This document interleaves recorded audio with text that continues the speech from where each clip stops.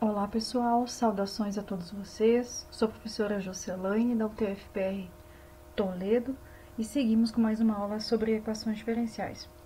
Vejam que iniciaremos hoje um novo capítulo, tá? Hoje nós começaremos a conversar sobre equações diferenciais ordinárias de primeira ordem, tá? Então, a partir de agora, vamos abordar somente as equações diferenciais ordinárias de primeira ordem, tá? Então, é um tema bem específico.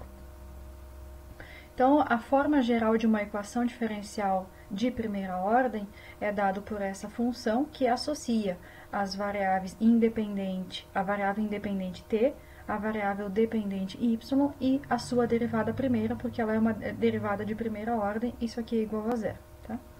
Supondo ser possível resolver esta EDO aqui, então nós podemos reescrever ela dessa seguinte forma. Derivada de y em relação a t, isso vai ser igual, ou y' vai ser igual a f de ty. Existe essa função f se é possível resolver essa equação diferencial aqui, tá? Então, essa equação aqui pode ser escrita desta forma aqui, é só utilizando outra notação de derivada. E se f de ty puder ser escrita como quociente de duas outras funções, então, f escrita aqui como quociente de m e n, eu posso escrever essa mesma equação aqui desta forma aqui, ó, tá? E aí, reescrever esta equação desta forma que está aqui, ó, que é conhecida como a forma diferencial da equação diferencial, tá? Então, essa aqui é a forma geral. Esta aqui é a forma normal da equação diferencial, e esta aqui também conhecida como a fórmula diferencial de uma equação diferencial, sempre que o f puder ser escrito aqui como quociente de duas funções. Bom, então vamos ver um exemplo aqui, só para entender essas formas que uma equação diferencial pode aparecer. Tá? Então, y' igual a t sobre y está na forma normal, tá? Então, você pode escrever, quando você passar o y para lá multiplicando, né? Escrever y' como dy dx, uma outra notação, você vai obter essa expressão que está aqui, que é conhecida como forma diferencial, tá? Do jeito que está aqui, né, não coloquei no exercício, mas você pode se perguntar, já pode utilizar os conhecimentos da aula passada, tá? Que tipo de equação é isso aqui quanto à ordem, quanto à linearidade, quanto ao grau, né? Vocês já sabem que tem uma lista de exercício disponível já com relação ao conteúdo da primeira aula, tá? Que é justamente entender, compreender um pouco mais sobre esses conceitos. Então, essa equação aqui, o y passa multiplicando para lá, e aí nós vamos ter uma equação diferencial de primeira ordem, só tem derivada primeira, a derivada de mais alta ordem, não linear, porque tem um y multiplicando y', para ser linear os coeficientes têm que depender todos da variável independente somente, ou serem constantes, tá? Então, ela é uma EDO de primeira ordem e ela é não linear. E o grau dela é 1, porque o grau da mais alta derivada é 1, tá? Então, qualquer função y do tipo φ de x, por exemplo, isso aqui de forma geral, que satisfaça 2.2, que é a equação que eu coloquei aqui em cima, que satisfaça aquela equação diferencial lá, num certo intervalo, é dita solução da equação diferencial. O que está dizendo isso aqui é que qualquer função diferenciável, ou seja, uma função, né? Lembra que a solução de uma equação diferencial é uma função.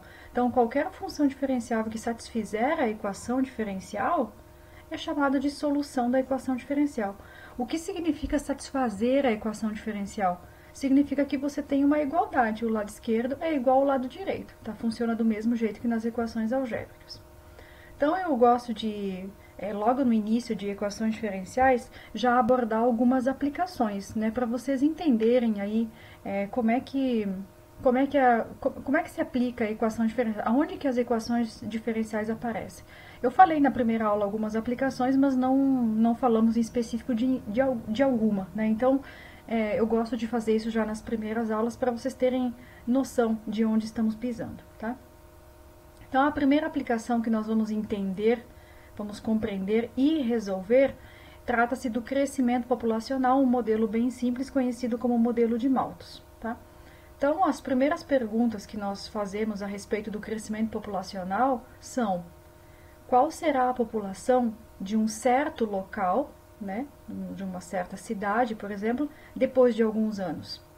Como proteger os recursos do local para que não ocorra extinção de uma ou mais espécies? Então, são algumas perguntas que você faz aí que você tenta responder quando você tem a lei que governa, né, ou a equação diferencial que governa essa aplicação aqui, tá? Então, considerando o modelo matemático mais simples para tratar sobre o crescimento populacional de algumas espécies, conhecido como modelo de Malthus, que estabelece a taxa de variação da população em relação ao tempo é proporcional ao tamanho da população presente no tempo t, tá? Então, eu chamei de n de t, que na verdade eu fiz, depois eu chamei de... Aqui eu chamei de n, mas vamos chamar de p. Depois aqui embaixo coloquei p, fica mais fácil entender, é só a denominação, tá? Posso chamar de N, de P, de R, de S, do que for, tá? Nós vamos chamar de P aqui para a gente associar com a população, só por conta da população, tá? Então, no lugar do N aqui vamos colocar P, tá? E aqui depois ele já segue com o Pzinho, só esqueci de mudar, depois eu ajeito no PDF. Então, a lei, o modelo de Malthus, ele estabelece que a taxa de variação da população em relação ao tempo, a taxa de variação da população em relação ao tempo é proporcional ao tamanho da população presente no tempo t.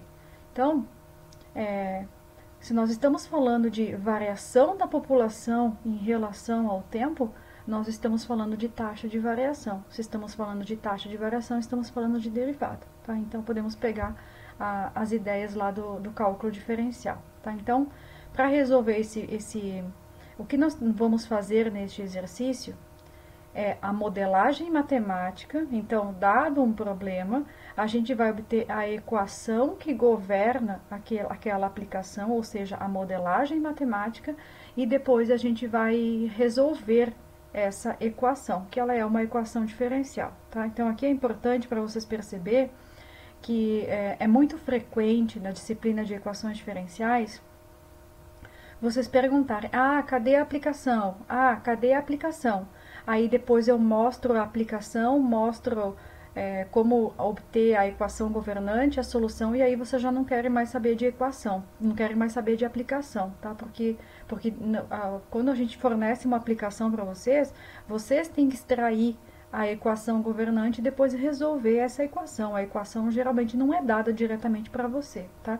Então, o objetivo deste exercício, além de ver a aplicabilidade das equações diferenciais, é ver como a modelagem matemática e a solução dessas equações não é tão simples assim, né? Para você chegar ali no início de equações diferenciais e já vir pedindo aplicações. Isso não funciona assim, né? Você precisa entender um pouco sobre o assunto para depois, sim, conseguir resolver e estabelecer as equações que governam aí alguns problemas, tá? Então, o que a gente vai fazer aqui é estabelecer a equação que governa este problema aqui, o crescimento populacional modelo de Malthus, e ainda vai resolver, tá? Então, para isso, a gente vai entender quem são as variáveis do problema, para podermos estabelecer as suas relações por meio de uma equação diferencial. Então, a primeira coisa, como nós estamos falando de variação em relação ao tempo, vamos dizer que t, tempo, é a nossa variável independente, tá? P de t, que é o que eu coloquei errado aqui em cima, mede o tamanho da população no tempo t, que é a variável dependente. Aqui eu queria ter colocado p, no lugar do n eu queria ter colocado p, tá? E a variação de P em relação ao tempo é a variação da população em relação ao tempo, que é isso aqui, ó, taxa de variação da população em relação ao tempo, tá? Então, o exercício está dizendo o seguinte, ó, seguimos agora para a modelagem que governa o problema de crescimento populacional descrito por Malthus. Perceba que a aplicação diz que a taxa de variação da população em relação ao tempo é proporcional, está aqui a constante de proporcionalidade, ao tamanho da população presente no tempo t.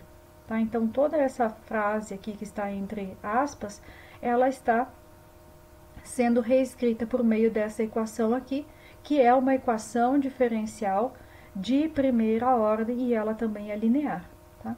onde K é uma constante de proporcionalidade que depende aí das características da população em estudo, né, de que tipo de população que nós estamos falando, tá? Então, neste ponto, nós já temos a capacidade de reconhecer algumas características da equação diferencial que eu acabei de falar, tá? Ela é uma IDO de primeira ordem, tem a derivada de P em relação a T, derivada primeira, então é derivada de primeira ordem. Só tem ela, não tem ninguém maior do que ela, então ela é de primeira ordem. É de grau 1, porque o expoente dessa derivada é 1, e ela é linear. O coeficiente aqui é 1, o coeficiente é K, aqui é constante, todos eles aí satisfazem, então, a linearidade. Então, de modo muito parecido com o exemplo 1 que a gente viu lá na primeira aula, nós vamos aplicar o que é conhecido como separação de variáveis para resolver essa IDO. Tá? Então, eu tenho a variação da população em relação ao tempo, é K, é a constante de proporcionalidade, vezes a população presente no tempo T. Tá? Então, eu olho isso aqui como diferencial, o dt passa para o outro lado e o p passa para o lado esquerdo aqui para se juntar. Eu fiz separação de variáveis, ó. De um lado eu deixo uma variável, que é a variável dependente, e do outro lado a variável independente, tá? Depois que você fez a separação de variáveis, você aplica a integral em ambos os lados. Você tem quando você veja que antes de eu aplicar a integral, eu já tenho o elemento diferencial aqui, a derivada de p, e aqui a derivada de t, tá? E aí sim, depois que eu tenho os elementos diferenciais, eu posso aplicar a integral em ambos os lados. O que eu faço de um lado, eu tenho que fazer do outro também, tá? Bom, então, depois que você aplicou a integral, você tem que resolver, né? Porque, no final das contas, você não quer a variação da população no decorrer do tempo. Você quer a população daqui a 10 anos, né? Se você tem a variação da população, mas você quer a população, né? Você tem que fazer o caminho inverso, né? Você tem a derivada, mas você quer a população. Como é que você sai da derivada e vai para a própria função? Por meio da integração. Por isso que a gente aplicou a integral aqui, tá? Então, eu apliquei a integral para obter o próprio P, a população ao longo do tempo, tá? Então, como queremos obter a população, a gente precisa eliminar... isso aqui já é a próxima parte, deixa eu continuar aqui. Então, quando eu aplico a integral, eu preciso resolver, tá? Deste lado aqui, nós temos 1 sobre P vezes a derivada de P. Isso lembra pra gente, né, 1 sobre o argumento vezes a derivada do argumento.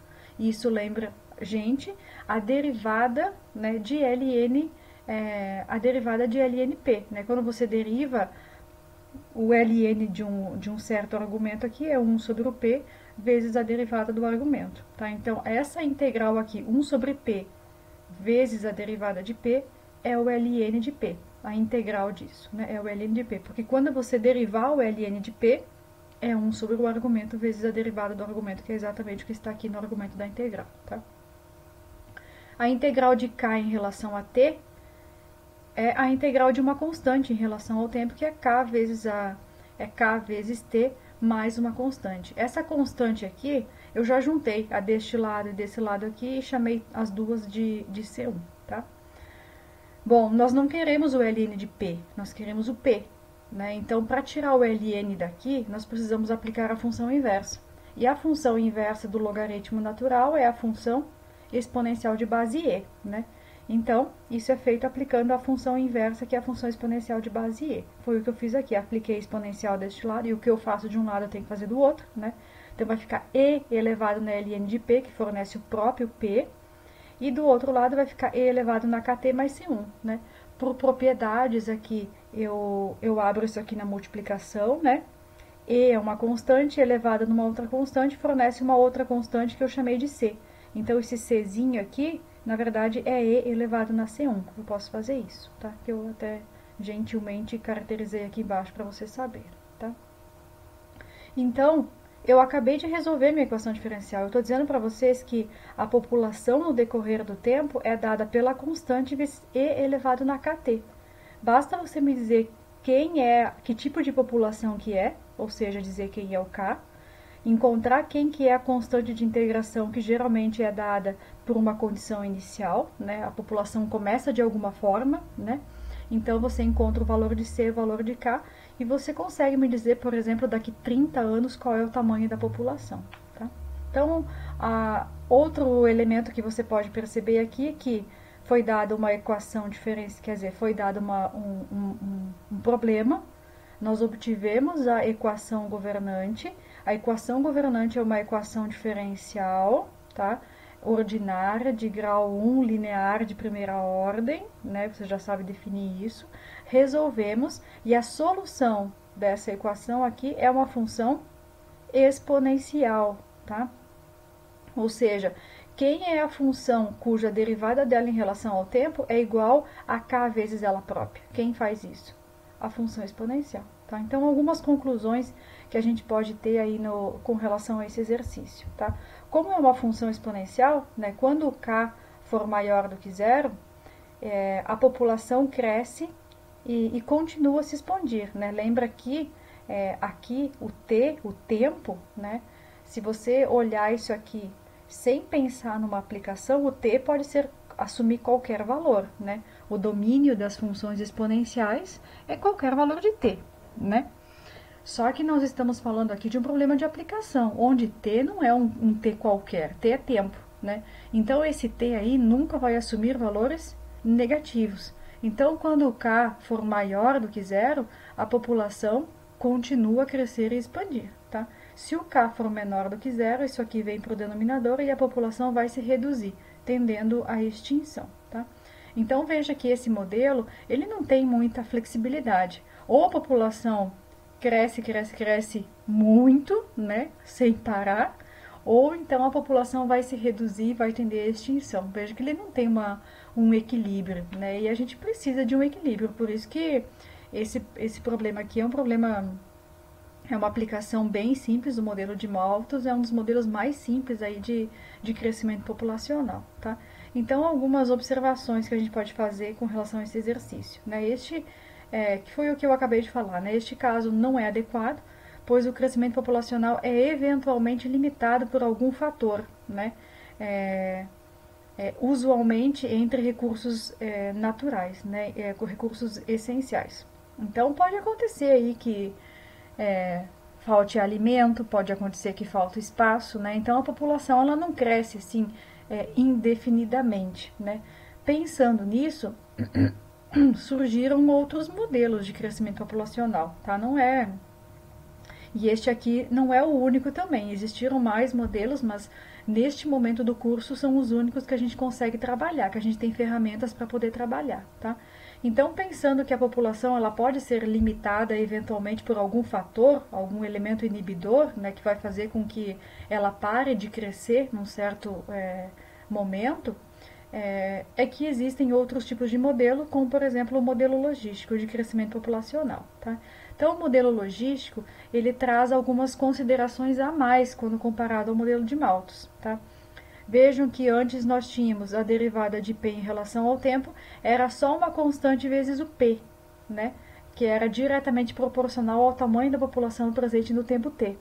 Mas agora o modelo de Malthus não, ele tem um inibidor aqui, ó. Veja que tem uma constante vezes o P. Se nós passarmos o P multiplicando aqui, vai ficar A vezes o P, onde o A faz o papel do K no exercício anterior, na aplicação anterior, e o P vem multiplicando para cá, vai ficar menos BP ao quadrado, tá?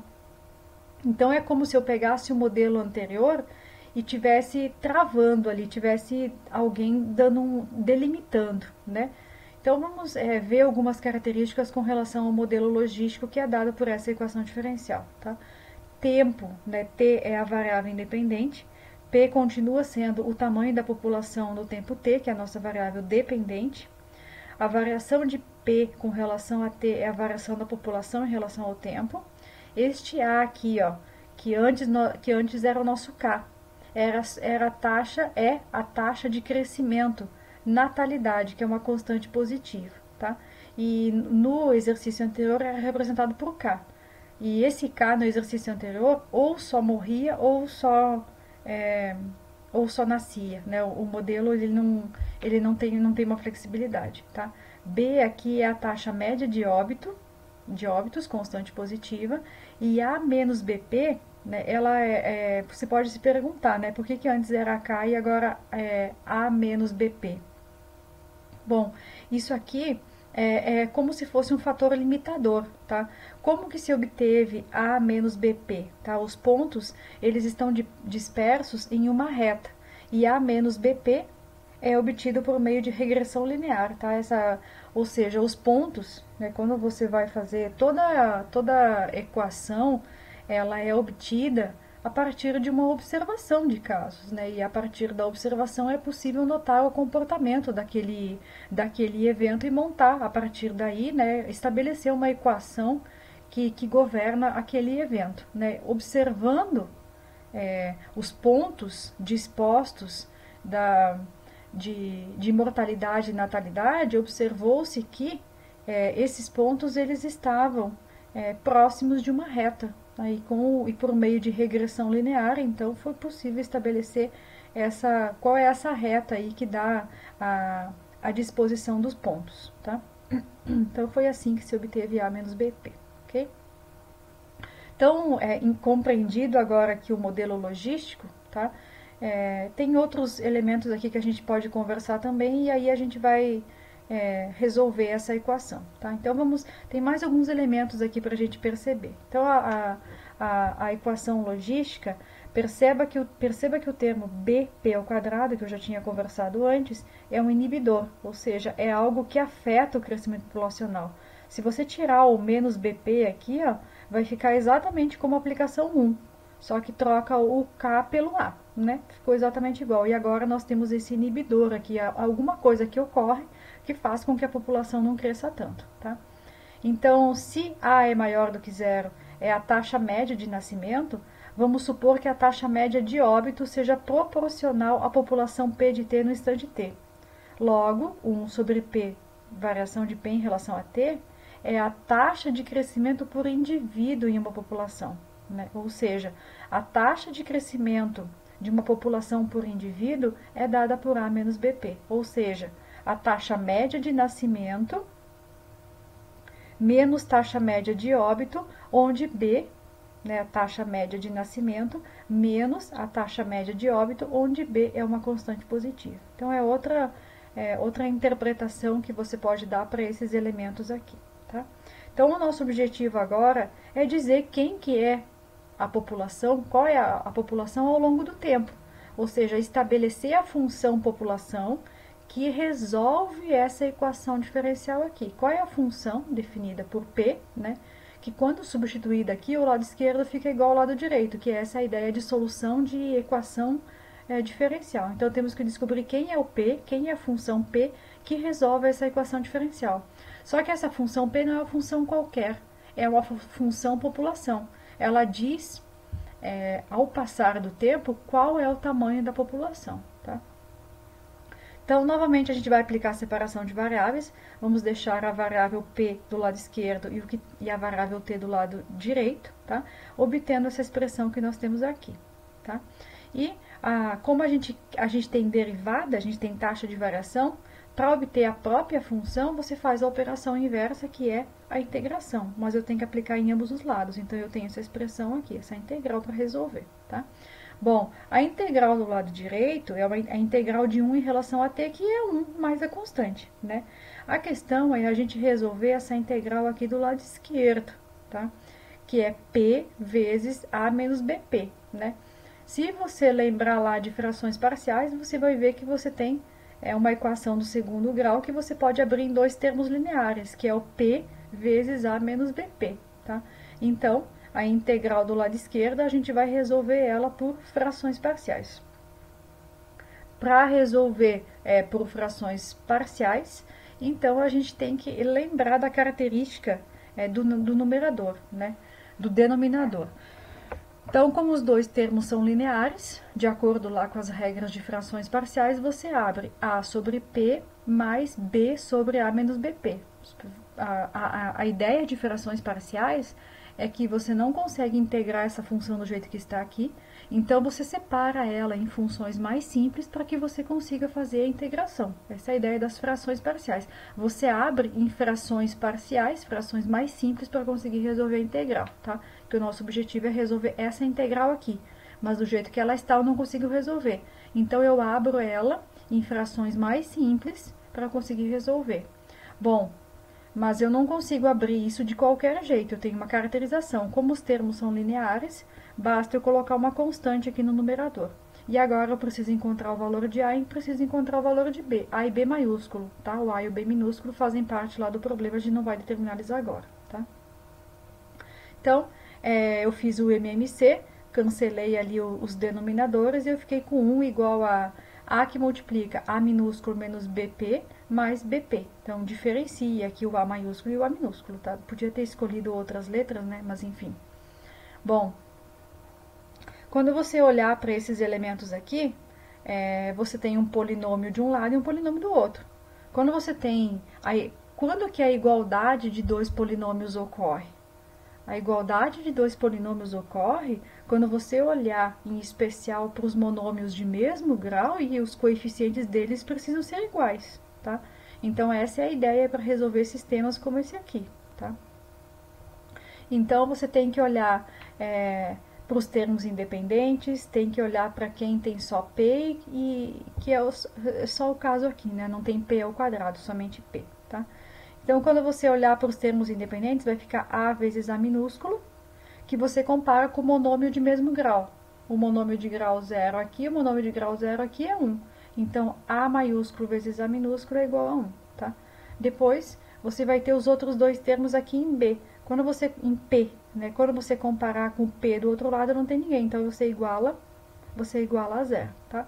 Tem um sisteminha aqui, você vai achar o valor de A e B maiúsculo para poder voltar aqui nas frações parciais, tá? Então, você encontrou o valor de A e de B, volta para as frações parciais, e ao invés de integrar essa aqui, que você não sabe, você integra essas duas, porque a integral da soma é a soma das integrais, tá? Foi o que eu fiz aqui, ó. 1 sobre A é constante, eu já puxei para frente da integral, passa por cima do sinal de integral, B sobre A também. E aí eu tenho que integrar esses dois elementos aqui e esse aqui também, que é mais simples, tá? Derivada de P, 1 sobre P vezes a derivada de P é o ln de P, porque a derivada de ln de P é 1 sobre P derivada de P, mais B sobre A. Este aqui também é o ln, só que para aplicar o ln você tem que fazer uma integração por substituição, né? Chama o U de A menos BP e o du vai ser menos B. Então, você precisa colocar um menos B aqui em cima para completar e menos 1 sobre P aí para não alterar a integração, tá?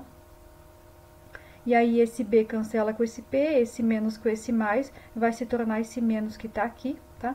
E aí, fazendo a integração por substituição, vai ficar ln de A menos BP. E do outro lado, então, ficou T mais C1. Esse C1 aqui já engloba todas as outras constantes que eu fiz a integração do outro lado, tá? 1 sobre A está nos dois termos aqui, então eu coloquei ele em evidência, tá? O A está dividindo, passa para lá multiplicando. Como eu quero P, eu quero tirar o ln daqui, eu faço isso aplicando o logaritmo natural, e eu chego nessa expressão aqui, ó, tá? Aqui, quando eu apliquei exponencial, algo parecido com o que a gente fez no exercício anterior, fica E elevado na AC1, que é uma outra constante que eu chamei de C, tá? E aí, o que eu fiz daqui para cá foi isolar o P. Para isolar o P, eu tenho que fazer alguns cálculos, aí eu chego nessa expressão aqui, tá? Então, veja que P de T está na forma... Aqui está na forma implícita. Só que, nesse caso, é possível deixar na forma explícita, tá? Então, se você me disser qual é a taxa de natalidade, que é o A, me disser qual que é a taxa de mortalidade, me dá uma condição inicial de forma que eu consiga encontrar a constante de integração, que é o C, eu tenho exatamente a população no tempo que eu quiser, tá? Porque aí vai estar a minha função bem definida e eu consigo estabelecer, então, a população ao longo do tempo, tá? Então, os valores de A e B, que é a taxa de natalidade e mortalidade, elas são dadas no exercício, tá? Quando você estiver analisando um problema real, o valor de A e B, eles são dados, ou você vai coletar eles, são dados de campo, tá? Além dessas condições, né, serão dadas, além do A e do B, a gente precisa de uma condição inicial para encontrar o valor de C, né, que é a constante de integração.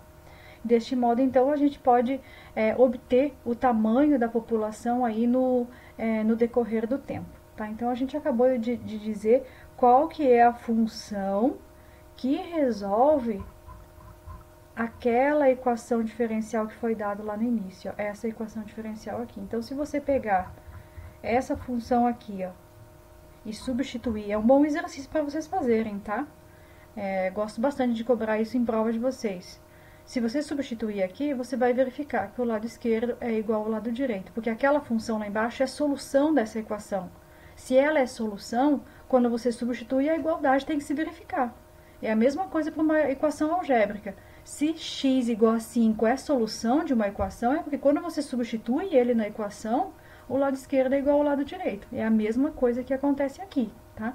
Só que agora a nossa solução é uma função, né? Porque qual é a função que você deriva, né? É a taxa de variação, tá? Então, essa aqui é a única diferença, certo, gente?